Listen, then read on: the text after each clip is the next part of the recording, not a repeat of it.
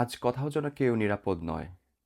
যুক্তরাষ্ট্রের নিউ ইয়র্কের ব্রঙ্কসের পার্কচেস্টারে একজন অফ ডিউটি অফিসারের উপর হামলা চালিয়েছে দুর্বৃত্তরা। গতকাল শনিবার ভোররাতে আনুমানিক ৪টায় যখন ওই পুলিশ অফিসার তার কাজ থেকে বাসায় ফিরবেন তখন তিনি গাড়িতে উঠছিলেন।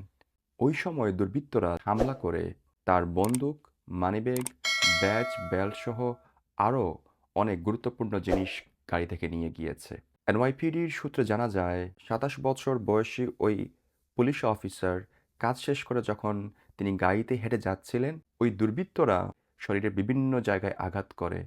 একটা সময় তার চোখের আঘাত করলে তিনি মাটিতে লুটে পড়েন।